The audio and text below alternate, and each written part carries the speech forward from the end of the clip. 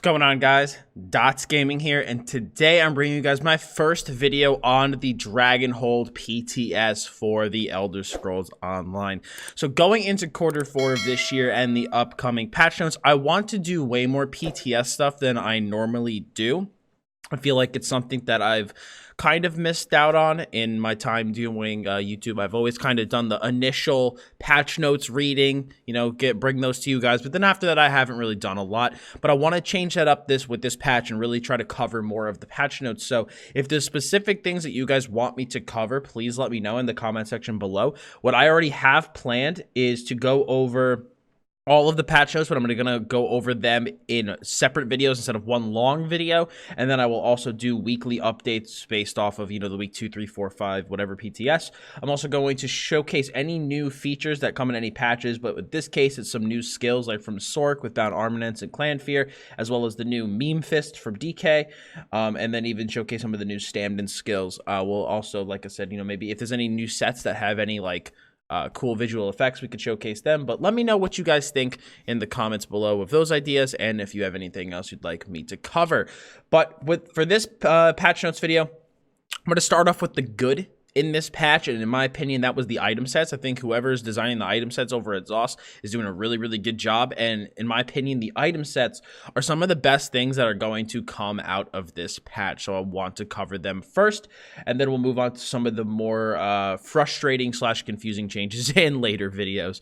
So starting with some of these new sets that we have here, we have some new overland sets, and that is the first one. The light one is going to be Marauder's Haste. So 2 lines of Magicka recovery, a line of maximum Magicka, and when you cast a damage shield, increase your movement speed by 20% for 9 seconds. This is going to be a very, very good set. We also have the Dragonguard Elite set, which gives a line of weapon critical, a line of weapon damage, a line of stamina recovery, and you gain a stack of Dragonguard tactics for 5 seconds when you deal direct damage to an enemy from the front side up to 5 stacks. Each stack of Dragonguard's tactics increase your weapon crit by 476, and you can only gain 1 stack every second. I think this is pretty cool. It's like a Berserker type set. I think that's really cool. I've always kind of wanted to see something like this added to the game, so I like them. I'm a big fan.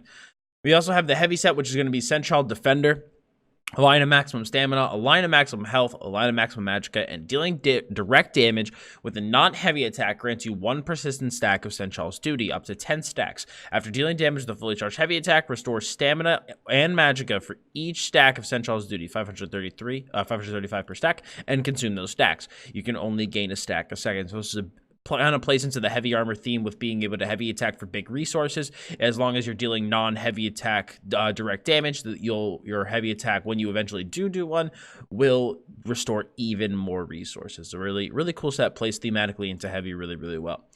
Now, our crafted sets, the first one we have is Ancient Dragonguard, and note that this set is unavailable until you do the quest for Dragonhold. So you actually need to do that quest in order to get this table. It's a line of maximum health, a line of weapon and spell damage, a line of weapon and spell critical, and you gain 300 weapon and spell damage while the health is over 50%, and gain 3,460 physical and spell resistance while your health is 50% or less. So this is basically like a combination of like Juliano / Hundings and Fortified Brass. So really interesting set, very, very unique. I'm not sure if it's going to kind of push some of those other, like that, the Hundings and Julie kind of slightly into irrelevance when it comes to PvP. I maybe necessarily don't think so, because you could always, you know, you still might want some of that weapon and spell damage while your health is low for the bigger heals, but at the same time, that's a good chunk of resistance to be passing up on. So I think if a lot of PvP builds were to use Julianos and Hundings, we're going to start seeing them possibly be replaced with Ancient Dragonguard. It's a very very interesting set. All the bonuses are very good, 2 through 4. So very cool idea. Very, very cool idea. We have Daring Corsair, a line of stamina recovery, a line of magic recovery, a line of weapon and spell critical, and reduce the cost of your weapon abilities by 10% magicka or stamina, which, as you're going to be able to see when we go over the class and weapon skills, this is going to be something that's very nice. After casting a weapon ability, gain minor heroism for 8 seconds, generating 1 ultimate every 1.5 seconds. While in combat, this can occur once every 8 seconds.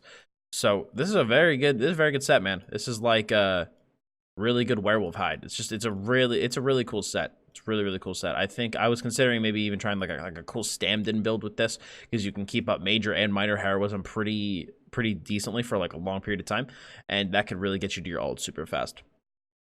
We also have this set. I think personally is overperforming, and I'll probably be using it on many of my builds. That especially, like, you guys know, I have a couple builds with like Hunting's Bone Pirate. I'll definitely replace Huntings with New Moon Alkalite if this goes through as is. Weapon and spell critical, weapon and spell damage, physical and spell penetration, and adds 481 weapon and spell damage with only a 5% increase of the cost of your active abilities.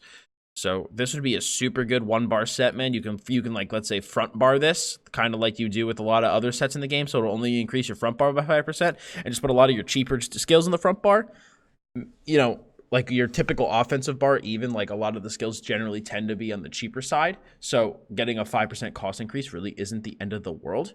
So I think this set is going to be super good, and we're going to see a lot of it. I think this cost increase either should go up a little bit, or personally, I'd actually just rather see the damage go down. I'd rather see sustain not be hurt, and rather see this maybe go down to like 400 or 450 or something.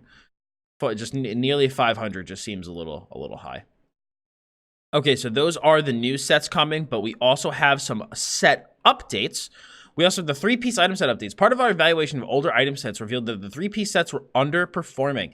These sets were originally created for the purpose of adding more diversity in player builds without sacrificing power. They will now better fulfill their purpose by giving you the opportunity to run different types of gear combination outside of the popular 5-piece sets and monster mask meta, that then help reinforce the idea, play the way you want.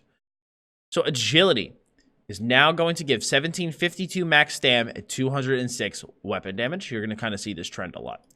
Blessing of Potatoes is going to reduce damage taken from players by 5% and reduce the cost of ultimates by 15%. Eagle Eye is going to give you a line of weapon crit and 1829 weapon crit to direct range damage ability. It's very, very good. Let me actually go over the old one. So agility used to be 1451 up to 1752, 193 up to 206. Potentates just used to be like reduce the cost of ultimates by 10% and gives you one line of stamina recovery, but now you have that reduced damage taken from players. Now that ultimate reduction is up to 15%. Eagle Eye used to be just weapon crit and increased bow range by 3 meters, so it was really, really bad. But now it's going to give you that big line of weapon crit on your ranged abilities. Endurance is a very healthy buff, man. 1596 max health and 193 stam recovery, up to 618 health recovery and 1928 max health. I think personally this might be a little high. I think this might need to be toned down more towards like 500, because 618 just seems a little high. But we'll have to kind of see once we actually get into people testing and whatnot. Grace of the Ancients was a line of maximum magicka and increasing magicka by 4%. Now it's just 2 big old lines of max magicka, so very, very good. Like essentially like 3 and a little bit lines of max magicka off of one set, so it's really good, really, really good now. Vengeance Leech got a pretty healthy buff. It's basically kind of the same as it used to be, except for the values are much higher now, so which is pretty cool, because that means my Werewolf VMA build just got a fat buff. Willpower is going to be 1752 magicka and 206 spell damage, up from 1451 magicka and 193 spell damage. And then Wrath of the Imperium, instead of being 129 spell damage, 833 crit, is now 1829 crit to direct range damage ability spell crit, and then 833 crit on the 2-piece. So really nice 3-piece set updates. I like these, man. These sets were really beginning to kind of fall out of favor as other sets are being put into the game. So I'm glad to see these updated. I think it's a very, very good thing. So now we're going to bypass a lot of these combat changes, which I'm going to be going over in another video. And we're going to be going to the, we're going to focus on the gear changes for this. So that is right here. Item set changes. So Affliction, fixed an issue where the set would not update its tooltip when you had points spent in the Befouled CP node.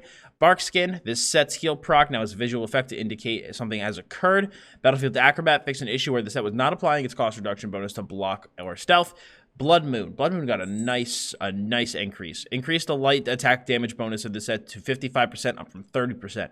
Reduced the cooldown to 15 seconds, down from 18. Your melee light attacks no longer need to be critical damage in order to generate a stack.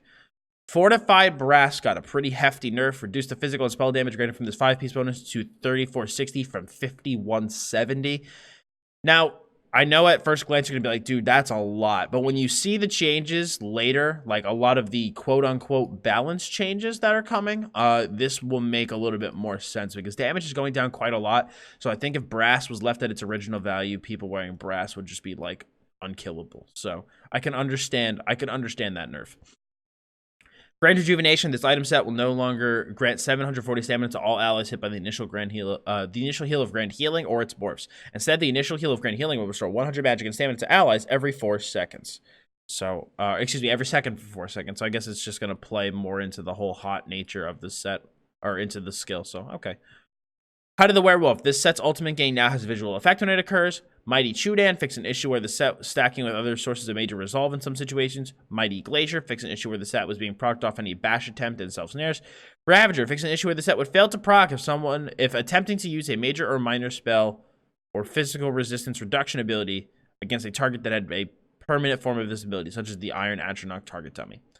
Scourge Harvester, aka Malabeth, fix an issue where the Mighty Vitality buff is not being properly tracked by the UI buff trackers or your character sheet. 7th Legion, fix an issue where this set would fail to apply if you had a longer source of major or minor resolve buff on you. Spelunker is this set's stamina restore now has a visual effect. Swarm Mother, fix an issue where the set could pull players through terrain. And Twilight Remedy, fix an issue where the visual effects for minor force were disappearing before the effect had ended. I'm pretty sure set-wise that is it. So I want to know what you guys think. What do you guys think of these new item set changes? Personally, I'm actually a big fan. I think of all of the stuff in these patch notes, the adjustments to the item sets are easily my favorite part. We're going to kind of go over a lot of the other changes in the notes in upcoming videos. I'm going to release like a short burst of videos, so you're going to see a lot of videos coming on my YouTube channel very quickly. So if you guys want to take a look at my channel, you're going to see a bunch of patch note review videos right in a row. I just want to get these up as quickly as possible, but I wanted to break them down in a separate video so that you guys can search and watch the videos that are relevant to you.